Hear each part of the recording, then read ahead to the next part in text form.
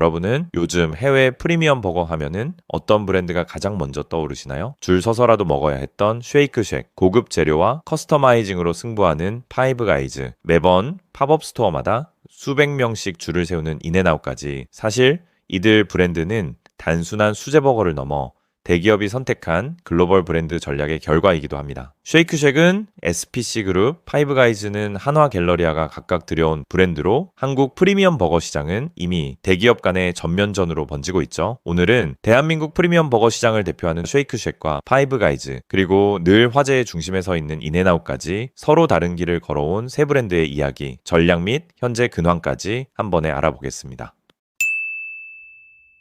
2001년 미국 뉴욕 매디슨 스퀘어 파크, 창업자 데니 마이어는 지역 복구 기금을 모으기 위해 작은 핫도그 카트를 열었습니다. 처음에는 단순한 임시 가판대였지만 이 작은 시도가 오늘날 전 세계적인 버거 브랜드 쉐이크쉑으로 성장하게 됩니다. 한국에는 2016년 7월 SPC 그룹을 통해 공식 진출했습니다. 1호점은 서울 강남구 논현동 신논현역 인근에 오픈했는데요. 당시 오픈 첫날 대기줄은 무려 3시간, 하루 판매량은 3,500개 버거를 기록하며 한국에서도 쉐이크쉑 신드롬을 일으켰습니다. 쉐이크쉑은 빠르게 확장해 나갔는데요. 2024년 12월 기준 전국 매장 수는 27개를 넘어섰고 2025년 1월 부산기장 신세계 프리미엄 아울렛점 오픈으로 30호점을 돌파하였습니다. 매출 성장세도 눈에 띕니다. 쉐이크쉑을 운영하는 SPC 자회사 빅바이트 컴퍼니는 2023년 기준 연 매출 1,019억 원을 기록하며 다만 같은 해 영업이익은 약 19억 원의 적자로 돌아섰습니다. 이는 매장 확장으로 인해 운영비, 인건비, 초기 투자 비용 등 고정비 부담이 커진 영향으로 풀이됩니다. 그럼에도 불구하고 서울 강남 1호점은 전 세계 쉐이크쉑 매장 중 단일 매장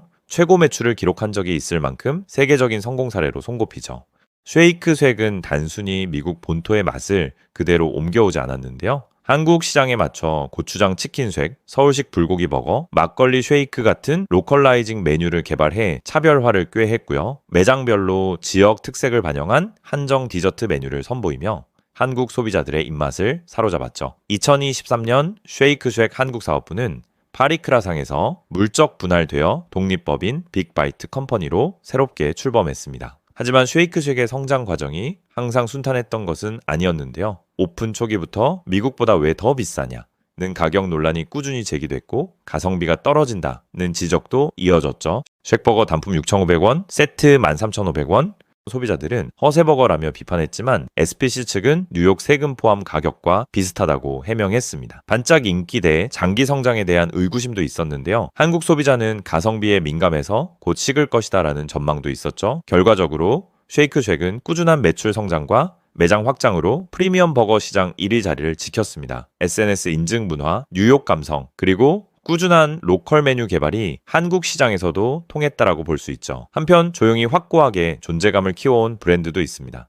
1986년 미국 버지니아주 알링턴 한 가족이 작은 햄버거 가게를 열었는데요. 그들은 단순한 버거 가게를 넘어서 5가지 핵심 원칙을 철저히 지켜왔습니다. 정직하게 무조건 해낸다, 늘 이겨내는 마음으로 가족처럼 함께 열정적으로, 이 5가지 가치를 바탕으로 그들은 미국을 넘어 전 세계로 성장할 수 있었습니다. 그 브랜드가 바로 파이브가이즈입니다. 프랜차이즈 확장을 시작한 2003년 이후 미국 전역을 넘어 2025년 현재 전 세계 1,700개가 넘는 매장을 운영하는 글로벌 브랜드로 성장했습니다. 우리나라에는 2023년 6월 한화갤러리아 자회사 FG 코리아를 통해 상륙했는데요. 1호점은 서울 강남에 오픈했고 이후 여의도, 강남 고속버스터미널, 서울역, 판교, 광교, 압구정 등으로 빠르게 확장해 2025년 5월 현재 총 7개 매장이 운영되고 있습니다. 한국 파이브가이즈는 상상 이상의 실적을 기록했는데요. 2023년 파이브가이즈는 연 매출 465억 원을 올렸으며 이는 전년 대비 365.6% 성장이라는 놀라운 수치입니다. 서울 주요 매장들은 전 세계 파이브가이즈 매장 월 매출 탑 10에 들었으며 특히 강남점은 오픈 첫 달 월 매출 10억 원 이상을 기록하며 글로벌 최상위권 매장으로 자리매김했죠. 영업이익도 33억 원을 기록하며 2023년을 기점으로 흑자 전환에 성공했고요. FG 코리아는 매장 수 증가와 함께 매출이 안정적으로 성장하며 수익성이 개선되고 있다고 밝혔습니다.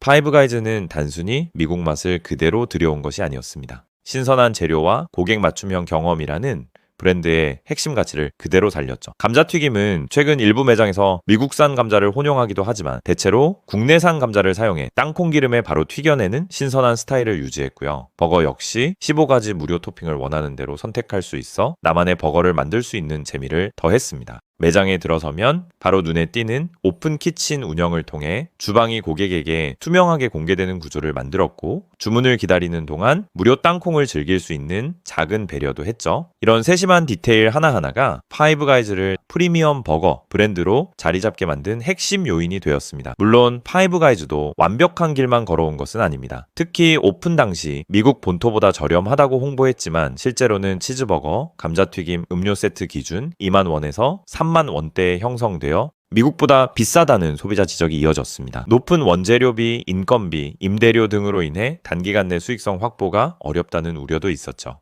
2024년 기준으로 매장당 고정 고객 수가 증가하고 방문객 1인당 평균 구매 금액도 꾸준히 오르고 있습니다. 파이브가이즈는 한국 시장 성공을 바탕으로 일본 시장 진출에도 나섰는데요.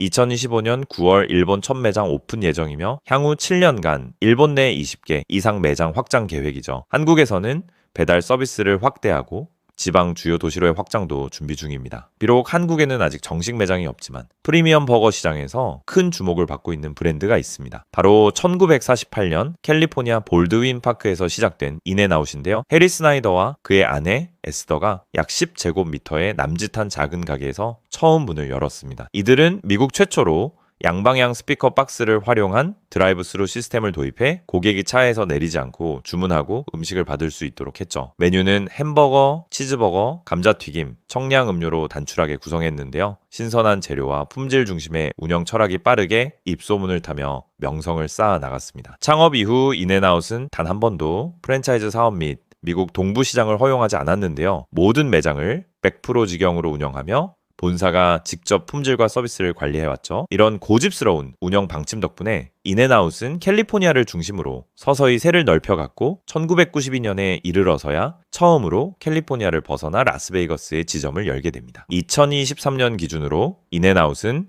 미국 서부와 남서부 8개, 주 약 400개 매장을 운영하고 있는데요. 여기서 놀라운 점은 프랜차이즈 없이도 연간 매출 약 2조 1천억 원 이상을 기록하고 있다는 것입니다. 영업이익률도 약 20%에 달해 미국 외식업계 평균 대비 2배 가까운 높은 수익성을 유지하고 있죠. 인앤아웃이 고수하는 원칙은 3가지인데요. 냉동하지 않은 냉장 패티, 매장에서 바로 썰어 튀기는 감자튀김, 그리고 신선도 유지를 위한 공급망의 엄격한 관리입니다. 메뉴는 여전히 단출하지만 애니멀 스타일, 더블더블, 프로틴버거 같은 시크릿 메뉴를 통해 고객 경험을 확장하고 있습니다. 그러나 2024년 인앤아웃은 오클랜드 매장을 범죄와 치안 악화 문제로 인해 폐쇄했습니다. 75년 만에 최초로 매장을 철수한 이번 사건은 인앤아웃이 고객과 직원의 안전이라는 원칙을 지키기 위해 내린 결정이었으며 미국 외식업계에도 적지 않은 충격을 주었죠. 그만큼 인앤아웃이 지켜온 원칙과 상징성이 얼마나 큰지를 보여주는 사례이기도 합니다. 한국에서도 인앤아웃을 향한 기대는 매우 큰데요. 2012년 한국에 상표권을 등록한 이후 3, 4년마다 팝업 스토어를 열어 상표권을 유지해왔습니다. 팝업 스토어가 열릴 때마다 수백 명이 새벽부터 줄을 서는 진풍경이 펼쳐졌죠. 특히 2023년에는 변화의 조짐이 더욱 뚜렷했는데요.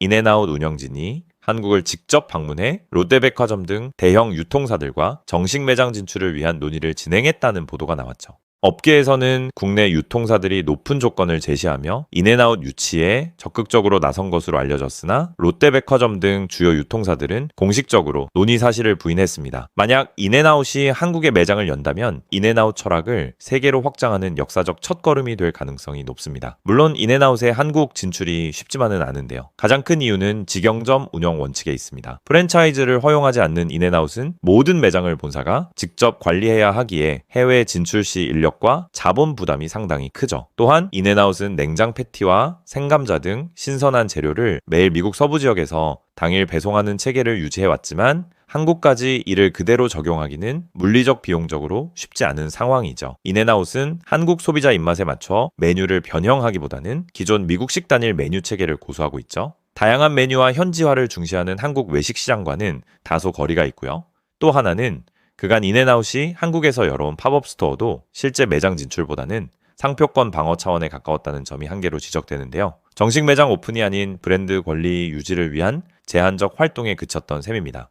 하지만 한국 버거 시장은 빠르게 성장하고 있습니다. 시장 조사기관 유로모니터와 언론 보도에 따르면 국내 햄버거 시장 규모는 2015년 2조 3,038억 원에서 2020년 2조 9,636억 원, 2022년 3조 9,875억 원으로 7년 만에 73%가 넘는 성장을 했는데요.